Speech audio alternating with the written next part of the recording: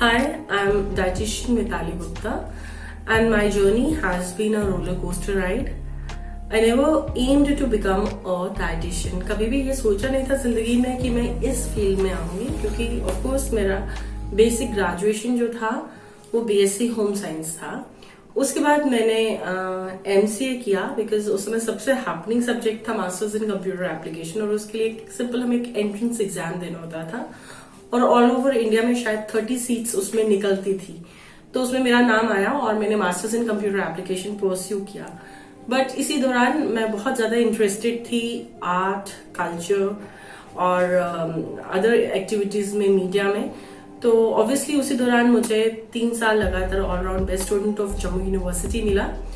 और उसके बाद मैं साथ ही साथ रेडियो कश्मीर जम्मू में एज एन कैजुअल अनाउंसर भी काम कर रही थी. और मैं एक वहां का बहुत प्रसिद्ध कार्यक्रम रहता था बाल जगत, जिसे मैंने 18 साल तक एंकर किया. और उसके बाद मैंने अपना रुख कर लिया मीडिया की तरफ, और मैंने यहाँ के एक लोकल चैनल के साथ, मैं नाम नहीं लेना चाहूंगी क्योंकि शायद एक प्रोटोकॉल रहती है कि we don't take the name of the channels because वो एडवर्टीजमेंट हो जाता है. तो मैंने एक लोकल चैनल के साथ काम करना शुरू किया. मैंने बहुत सारी डॉक्यूमेंट्रीज प्रोड्यूस की, वॉइस ओवर्स किए. I wrote for that channel and then उसके बाद मेरी जर्नी, जो मेरा रुख था, वो हो गया आज तक की तरफ. And I was reporter for Jammu bureau for headlines today, India today network.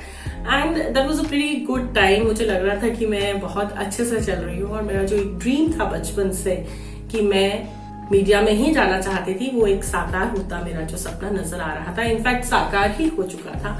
लेकिन जैसे कहते हैं ना कि आप अपने लिए कुछ और सोचते हैं और भगवान ने आपके लिए कुछ और सोच के रखा होता है. उसी दौरान थोड़ी सी पॉलिटिक्स जो कि खुलकर सामने नहीं आ पाती है, आप जैसे दर्शक हैं आपको लगता है कि एक बहुत ग्लैमरस फील्ड है मीडिया, बट इतना ग्लैमरस भी नहीं होता. बहुत सारे अप्स एंड डाउन्स होती हैं, बहुत सारी पॉलिटिक्स होती है, और कई बार आप इन पॉलिटिक्स का शिकार हो जाते हैं. तो मुझे भी ऐसा लगा. मैं खैर शिकार तो नहीं हुई इन पॉलिटिक्स की, लेकिन कहीं ना कहीं मुझे लगा कि नहीं, ये मिताली गुप्ता नहीं है. मिताली गुप्ता इसके लिए नहीं बनी है क्योंकि मैं एक ऐसी लड़की हूं जो खुद सोचती हूँ और अपने दिमाग के मुताबिक चलती हूँ. मैं किसी भी प्रेशर में नहीं आती हूँ कि मुझे कुछ बनना है तो मैं किसी के प्रेशर में आके कुछ भी कर दूं. नहीं, I have my own principles in life and I follow those principle. That was a big dream, but मैंने वो ड्रीम जो है छोड़ दिया. और that was the time I felt that everything has gone from my hands. Mitali has become zero because तब तक मैं ऑल इंडिया रेडियो का जो कैजुअल अनाउंसर थी, रेडियो कश्मीर जम्मू की, मैं वो भी छोड़ चुकी हुई थी. Mitali has become a zero. This was my feeling, and unfortunately during that time, after leaving Aaj Tak, after resigning from Aaj Tak, I felt very sick, and I was hospitalized in New Delhi Apollo Hospital for around about 1.5 years. And that was a time जब मुझे जम्मू भूलता जा रहा था, मुझे जम्मू के लोग भूलते जा रहे थे. एक समय था कि मुझे हर बंदा, हर इंसान, हर बच्चा जानता था रेडियो की वजह से, टीवी की वजह से. और मैं JNK academy of art cultural languages के लिए एंकरिंग भी करती थी, और मैंने बहुत अच्छे अच्छे कार्यक्रम एंकर किए थे, उनके लाइव प्रोग्राम्स, प्रेसिडेंट के लिए, प्राइम मिनिस्टर ऑफ इंडिया के लिए. तो कहीं ना कहीं मैं अंदर से टूट गई थी. लेकिन मुझे लगता है कि मन के हारे हार है, मन के जीते जीत. तो उस समय जब मैं बीमार थी, एक इश्तिहार आया न्यूज़पेपर में जिसमें लिखा था MSc in Clinical Nutrition and Dietetics, and the eligibility was either MBBS or BSc Home Science Professional. तो कहते हैं ना, man proposes, God disposes, क्योंकि भगवान के अपने ही कुछ प्लान्स होते हैं. तो शायद मैंने वो BSc Home Science इसीलिए किया था कि मेरे साथ जिंदगी में इतना कुछ घटना था. तो अब तो कुछ नहीं था, एक रिस्क था लाइफ में. मैंने कहा चलिए ये रिस्क भी ले लेते हैं, कुछ तो करना है भाई. एक बंदा जो कमाता है, जो सारा दिन सुर्खियों में रहता है, वो अब एक 4 दीवारी में कैसे बंद होके रह सकता है. तो मैंने वो कर लिया, और उसके बाद मैंने अपना जो क्लिनिक है वो अपनी ड्राइंग रूम से स्टार्ट किया. वो एक वक्त ऐसा था जब मेरे पास 1 या 2 क्लाइंट आते थे महीने में, और उसी में मैं बहुत संतुष्ट और बहुत खुश होती थी कि इस महीने मेरे को 16,000 रुपया मिल गया. 10 किलो का 8,000 का पैकेज होता था. और फिर करते करते ये एक ऐसी जर्नी थी जब मैंने हार नहीं मानी, और करते करते मेरा जो क्लिनिक है वो मेरे घर के ही फर्स्ट फ्लोर में आ गया. 1 रूम से वो 2 रूम तक गया, और 2 रूम से 3 रूम तक गया. एक समय वो था जब मैं खुद लोगों को अटेंड करती थी, और मैं सोच भी नहीं सकती थी कि मैं कोई इम्प्लॉय रख सकती हूँ. और एक ये वक्त है जब एक मिताली है और 4 उसके इम्प्लॉयज है. I am giving employment to 4 people. and now I have a reception, I have a front office, I have my clinic, then I have another therapy room.